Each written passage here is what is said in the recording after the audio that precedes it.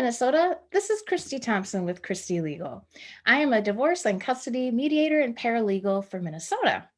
And I am here with a group of folks who help people divorce as well, because there's a lot more to divorce than just the legal parts.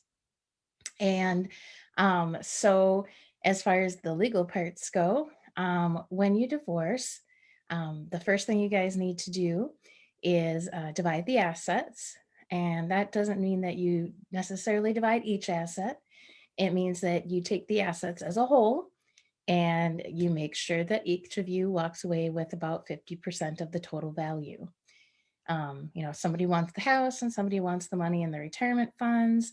That's totally great. And we'll look at everything you folks have that is a marital asset, meaning it was accrued or purchased during the marriage. And there also can be marital interest in a non-marital home. And, we take everything. We make sure each of you walks away with 50%, unless you both agree on some other reasonable division. And, you will need to get the house valued by a real estate agent or have an appraisal done on it. And we'll talk more about that soon. And then you guys are also going to need to divide your debts. And sometimes that's actually the more painful part because it doesn't matter who created that debt. That debt, all the debts are going to be divided according to ability to pay. And what ability to pay means is the comparative incomes of the two parties. So if someone earns twice as much as the other party, then that party is going to take on twice as much of the debt. That includes student loans, car loans, home improvement loans, all that fun stuff. And then if you folks have children, we'll need to figure out how you're going to share your children moving forward. It's quite possible that you've already been separated for a year or even a couple of years, and you've already been sharing your child. And that's great because then you can go to the judge and say, we have this schedule and it's working. And that's actually very helpful. But if you guys are still living together and you're just like, I don't even know how to do this, then we start from the position of, do you want to share the child equally and have, 50-50 parenting time? And there are lots of ways to do that. And then, maybe somebody has, just a horrendous work schedule, doesn't get home from work till, 8 o'clock at night, or works just all over the place. And then that might be, one parent might have to have the children more than the other. And that's called sole custody, sole physical custody. It's really a misnomer because, it doesn't mean only one parent has custody of the kids, but that's what we call it in Minnesota. And it just means that one parent has more parenting time than the other. And there's lots of ways to do that as well. A very common one is that the non-custodial parent, the parent who has less parenting time, has the kids one weekday and every other weekend. But there's lots of ways to do it. And so that is a brief rundown of all the legal stuff. Contact me for more information. And getting on to the other stuff, let's talk about when you're in the divorce process. Who else do you need other than me? Okay, so first, you need someone who is, if you're not going to stay in that house and you need to sell it, or if you're going to buy another house, you need somebody to help you with that. And so, Lynn, please tell folks how you help them. Thanks. Thank you, Christy. Appreciate that introduction, and thank you for that insight into the legal starting process of everything here. So when it comes to the real estate asset and determining the best route for the divorcing party, we want to make sure we're looping in all of these other professionals and being on the same page. Ultimately, there should be a decision that's made regarding what will happen with the home that they own. So that may come down to learning what the equity is currently in the home based off of what debts are leaned up against the home. And then also learning, does one party want to try to stay in the home? And if they do, can they afford it? In the event of trying to determine, that, we usually like to loop in someone like Jeff, right? Jeff Scherber is on the call here on the Zoom and would help determine, what is somebody's financial capability based off of their debt to income and a number of other factors, and whether one person can take over that property. And in the event that someone can take over that property, we would make sure that the other side is getting the even split on the equity of that property. So then, essentially they're being bought out and both parties can move on. Most often, people often decide they just don't want to be in the house, right? They just want to get away from these memories. They want to move on. They want to take their money and start over. And in that situation, then we're doing a market analysis on the property. We're determining how to position the sale of the home, working through staging, working through professional photography, pre-networking the home, doing the full marketing efforts to get that property the exposure, and ultimately getting a sale. So the sellers know, okay, what are our net proceeds? What are we going to be walking away with based off of the offers that we have on the property? From there, we are helping determine what's the next step. Is it a time to go rent, or is it a time to go purchase? Usually, we do want to be final with all divorce proceedings before any purchasing is going on, just to keep things clean. If you're trying to purchase a property while you're still technically married, the other party has right of ownership, and then there's quitclaim deeds and other legal action that might need to take place for everything to truly be in possession of who wants that property. And so, again, when it comes down to actually purchasing that property, then we're doing a collaborative effort. We're making sure that we meet with Jeff and financial advisors, whoever is those trusted resources for the consumer, and determine what's the right budget, what's the right area, do we need to factor in, how do we, be in close proximity to kids and other family that's going to be relevant to the entire situation. So I think that's a good brief on it there. I'll leave it at that. Thanks very much, Lynn. And Jeff, why don't you complete the process of how we're going to help folks with their real estate. Thanks.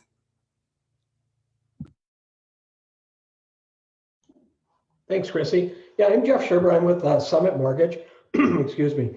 What I like to do is when somebody is looking to go through a divorce, I like to meet, and analyze with the client to see what basically your long-term goals are and what your needs are. Number one, if you have a home now, are you planning on selling the home, or are you planning on refinancing it? So if you're planning on refinancing it, I will consult with you and then let you know exactly what your options are as far as a refinance, whether we need to pull cash out to pay off the other spouse, or if you're just looking to do a rate and term and stay in the home. What I also like to do is analyze your current situation to see where you're at as far as your debt to income. If you're getting any money, child support, alimony, I want to make sure that you're totally comfortable with your payment moving into the home. Now, in many situations, we may find where we may have a stay-at-home mom that would like to stay in the home. And obviously, she doesn't have a job, so she doesn't qualify. But in many cases, we may be able to get a cosigner. In some situations, we may have a parent that may be willing to help cosign in order for them to get in the home or stay in the home, actually. And then otherwise, also what I'll do is, let's say if you decide to, get out of the home and you say, hey, something, this home is really, too expensive for me, but I'd like to maybe downsize, go to a smaller home or maybe a townhome. Well, then at that point, I would qualify you for a new mortgage. And also what I like to do is during that time is really sit down and go through all your debts. So obviously you're going in a different transition in your life. And I want to make sure that you're totally comfortable with, the new debt that you're going to be taking on, and then also any of the remaining debts that you have. And then also if it's a mutual deal where both parties are, agreeable, then I might work with the other party on having that individual help purchase a home. So, and also what I'll do is even, consult with you if you're looking at thinking of going through a divorce and you haven't even met with, or maybe you've only met with Christie one time. I'll do a free consultation with you and say, okay, here's your situation. If you are going to collect this for child support and alimony, this is what you will qualify for. So a lot of times I'll work the numbers backwards. So if I know exactly what your mortgage payment is now or what we're going to refinance, and then I can see, okay, if you're going to collect this for child support alimony, this is what you'll qualify, or if you need to qualify for more, this is where you need to be. Then again, in that situation, we would more than likely, if you don't qualify, and again, either get a cosigner, it could be a relative or a parent. So overall, what I like to do is consult and really sit down and look at what your long-term goals are, and then determine what's really going to work out best for you. Thanks. And Jeff, I know there's a rule around how many months you have to have received the child support or the spousal maintenance to count it as income for obtaining a mortgage. Is it 3 months with some lenders and then 6 months with some lenders? Is that how it is? So basically what the guideline is basically 3 months going on an FHA loan, and then 6 months for conventional. Unfortunately, I don't, why they even structure it that way, because, how is somebody going to qualify for a home when else and you have to move out, and then what, you got to wait 6 months to buy another home. But there is a way around that in a situation where, let's say if Christie started a court order, and even though it was a small amount, let's say it's even $100, because sometimes the divorce process might take 6 months, that starts the clock. And even though it's $100, but then also we determine that, hey, in 6 months now it jumps to $3,500. Well, now we've eliminated that 6 month period, and we can do something right away. And in a situation where if you have a lot of equity, obviously you wouldn't want to refinance FHA because you're paying mortgage insurance, and it really doesn't make a lot of sense. So really the ultimate goal would be is to refinance in a conventional situation. Yeah, and so it really sounds like people being amicable would be really helpful with doing this type of loan, because the person who's the payer of the child support, if he or she could just start doing that, right away, that would be very helpful for the other person. Yep, Thanks for all of that information. Okay. And all right. So, Jay, please tell us how you help folks during the divorce process. I bet sometimes you are the first person to know that they want to get divorced because people are like, how much am I going to lose? Yeah. Thanks, Christie. Yeah, you kind of see the writing on the wall. Finances are really a big precursor to divorce. And so it's the experience of the financial advisor is pretty big because we can kind of see it coming. And because we work with so many people and we see kind of their financial habits. And as you know, Christie, right, it's either sexual infidelity or what they call financial infidelity. And the big thing that I see is we do a financial blueprint for each of our clients. And if I just focus on one thing, because we're doing this like every month, right? So I'm going to be very, very specific. So if you just go into what kind of accounts that people hold, and probably if this is a good piece of advice for anybody, is that, we're not living in Ward and June Cleaver days anymore in the 1950s. It's okay if people have 2 and 3 different savings accounts, because people have different habits, and that could actually save a marriage when somebody is allowed to spend, from their own account, and that could release a lot of stress on a marriage. And that's one thing that I see, is that when they start seeing what somebody's spending, that can cause a lot of fighting and it can cause divorce. So that's one thing. And another is that, with my wealthier clients, a lot of them have 2 and 3 homes, and they might even be living, they're married, and there's really no way of saying that, one marriage is better than another. They may not be living together all that much. And you can see that quite often in people with big wealth, and they're just as much married as the person that's living together and staying in the same room.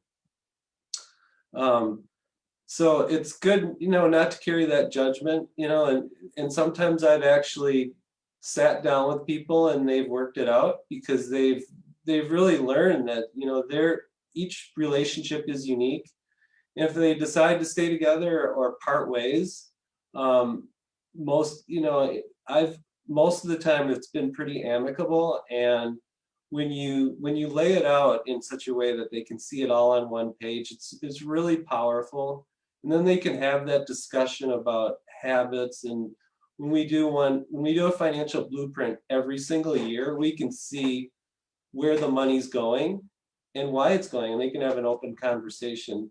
I mean, I'm kind of like a counselor, but it's more factual, and there's no, hey, you did this or that.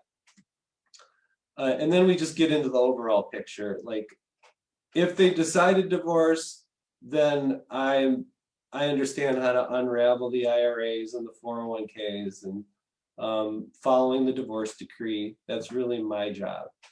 And working with like Lynn and Jeff on, how are they going to get the next house? Do they have enough money for it?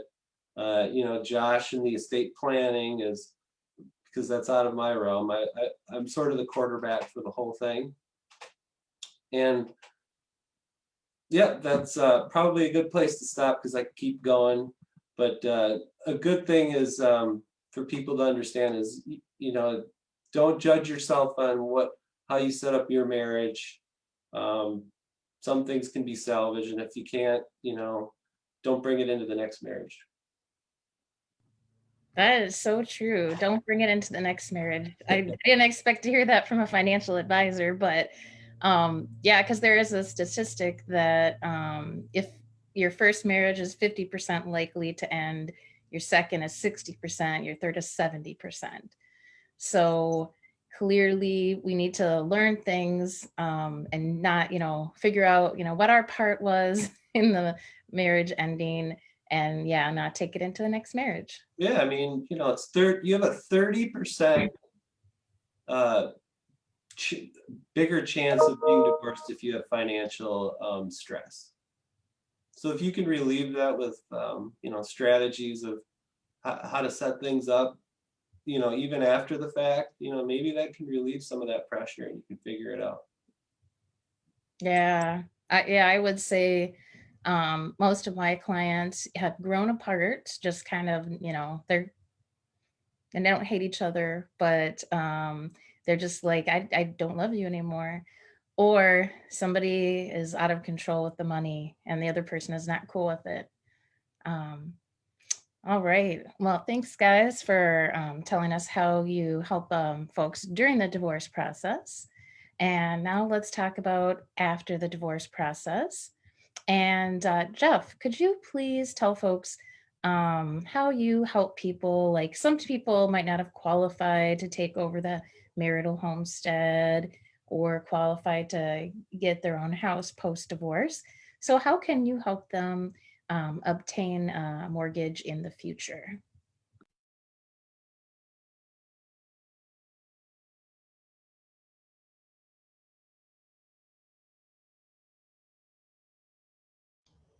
Can you repeat that? I hang on. Okay.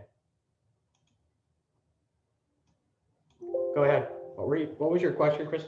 Oh, could you tell us how you help folks after the divorce? Folks who, weren't able to qualify for a mortgage to take over the marital homestead, Okay. or folks, who didn't qualify for a mortgage to buy their own home. How can you help them qualify for a house in, say, a year or two? Okay. What I'll basically do is I'll sit down and do a consultation with you. And again, it's free. So let's say you decide to dispose of the home. Okay. And in some cases, I've seen where if it's has been a very smooth divorce, you maybe have one spouse be spiteful and miss a couple of credit card payments, and also now your credit is destroyed. So what I've done in that situation is basically we'll sit down with you and say, okay, here's your credit. Your credit isn't really where it needs to be. But if we do this, and that, within, 3 to 6 months, we can get you up to the credit score where you'd like to be. Okay. And then what I'll do is analyze, okay, again, where would you like to be payment wise? Now, how much money do we have to work with? And then if you are collecting child support or alimony, we'll use that towards your debt to income. And then we'll, analyze, again, I'll work numbers backwards. You tell me where you'd like to be on a payment wise, and then I can tell you exactly where, you're going to be as far as purchasing a home, and then we refer you off to Lynn. Awesome. And thanks so much. And then Jay, could you tell us about how you help people replan their financial future after the divorce, after they've, perhaps gotten rid of the person who was creating financial chaos for them? Right. Well, hopefully they have enough time to work to target these retirement income streams that are really the precursor to the actual real strategy of how to plan. So we work backwards because everybody needs their retirement income stream that's going to last throughout their entire lifetime. So then they can create the spending habits that they going forward, because now it's just them and they got to use their income and back into that number. Once we have that, we can start to establish, what accounts they're going to open, whether it's what type of securities or life insurance, how they're going to protect their income. Maybe before the spouse was the sole breadwinner and they only needed to protect that income. Now their income is the only one. And, they got, no matter what happened, if they're sick or hurt, got to protect that. Life insurance, maybe they didn't need it before, but maybe now they do. Maybe they don't. So we just determine what those needs are. I lay it out. I give them about 4 or 5 options, and they can pick the strategy that they want. And I'm sort of the Sherpa. I help them understand, get up the mountain and come back down again. It's very easy to understand. I can be as in depth or not, just depending on their experience. And we come to an understanding, and every year we tighten that up and we get to that number, and we make for sure that they're guaranteed to retire without running out of money. Awesome. Thanks so much, Jay. If you don't plan your finances will plan your life for you, right? Yeah. People always say, when they joke around with me, hey, can I retire? I'm like, yeah, I just, what it's going to look like isn't going to be too pretty, but we all will retire. It's just, do you want to have more control on how and where you live? The good thing about our country is we don't allow the elderly to just live on the roadside. But with that, you don't get a lot of choices where you're going to live if you're going to be on some type of elderly waiver program, which is, it's fine. We take care of our elderly here, but if you want to have choices, you have to plan for it. And that's where I come in, and I allow those people to make those choices for themselves. And I give them the education to do it. Thanks. That's great. And that's what I do as ChristieLegal as well. I give folks information and they make the decisions. And all right, so now, Josh, please tell us how you help folks after divorce. And it's probably not something that they are thinking about at all. But then when we mention it, they will probably be like, oh my gosh, yeah, that's super important. Sure, thanks, Christie. So my name is Josh Damberg. I'm an estate planning attorney and probate attorney at the law firm of Henningson and Snoxell in Maple Grove. And so people don't typically think of estate planning while they walk through the divorce process, but it does kind of straddle and blur the lines on both sides. If you did complete estate planning with your spouse and or ex-spouse or quasi-spouse, depending upon where you are in the process, you may have a relationship with an estate planner.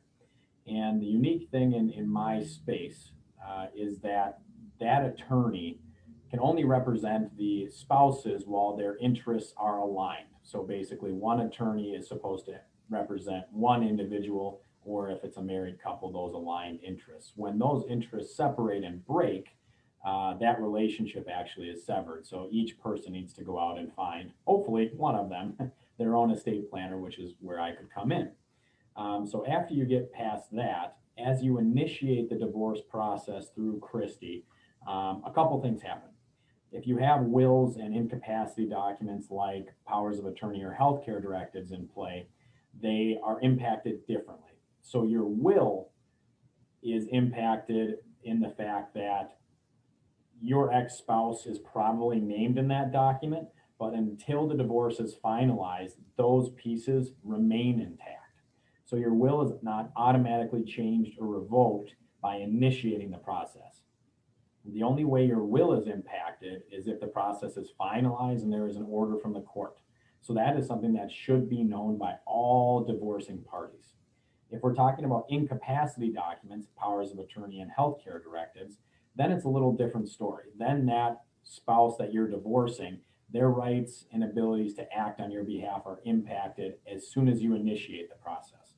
So those documents are considered revoked upon the initiation of the divorce proceedings. So if you file or bring and pull documents together, that document is, you basically aren't allowed to, if we use the healthcare directive for an example, if you're divorcing that person and you're in a car accident and you're in a hospital situation, the healthcare directive is known as one of the documents where you can pull the plug. Well, naturally, we're not going to allow you to pull the plug on a spouse that you're divorcing. So those are all things that, as you walk through the divorce process, are considerations. Once the divorce is finalized, then I come into play representing one or the other spouses from an estate planning lens. So we recreate those documents I've already talked about, meaning the wills, the healthcare directives, and the powers of attorney, and we bring new role players in. So where that ex-spouse may have been the primary attorney in fact in a power of attorney, healthcare agent in a healthcare directive, and personal representative or executor and beneficiary of a will, we replace them in all of those roles or capacities. So that's how I come into play.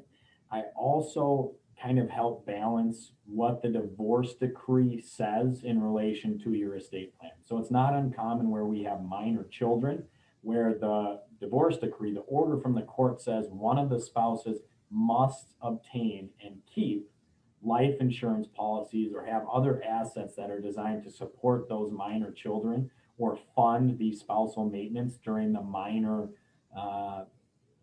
person's life until they become an adult. So I kind of help look at those individual pieces that are threads that remain from the divorce process and how they may impact or play out in the person's estate plan.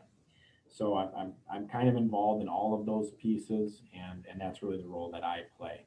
I'll give a slight disclaimer here at the end.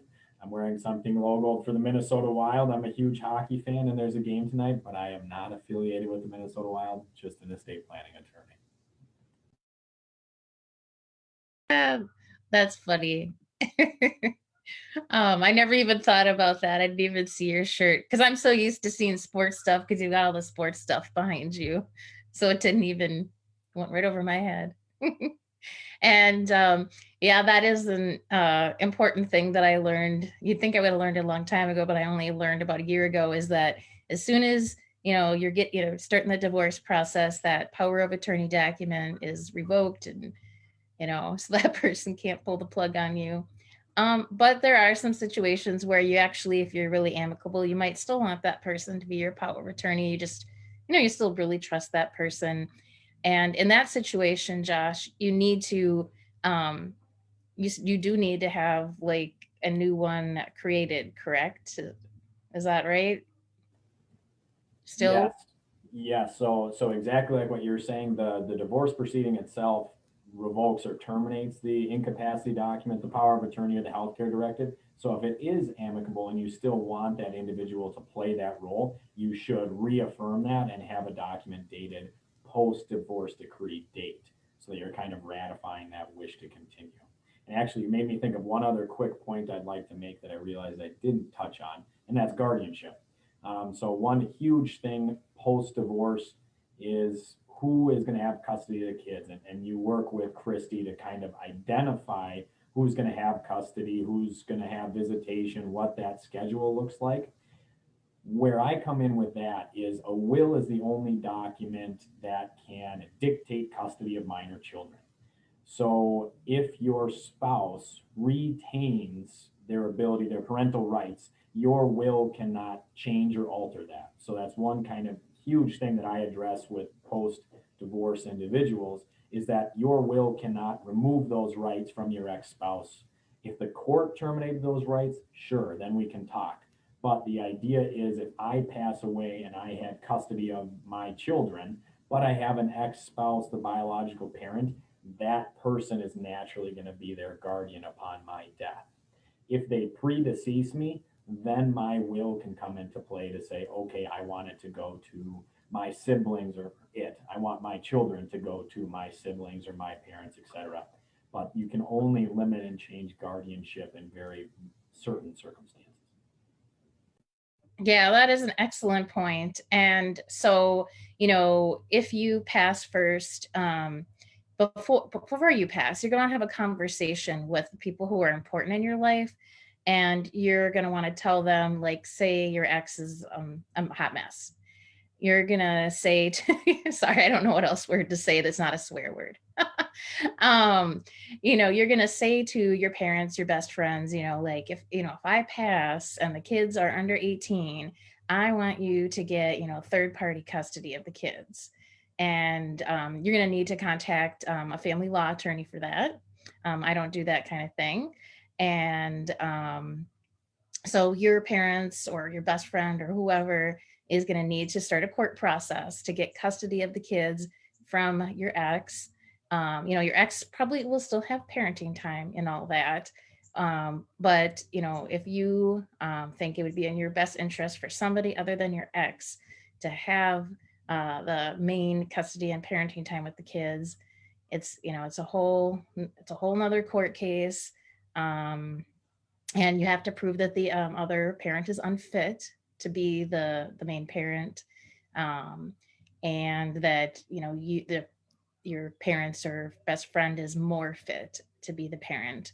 And if you're watching this right now and you think that's an issue, you can contact me and I can refer you to some real great family law attorneys who can help you get a plan in place for that. Um, if you're thinking far into the future, or really terrible what ifs. So thanks for your time this afternoon.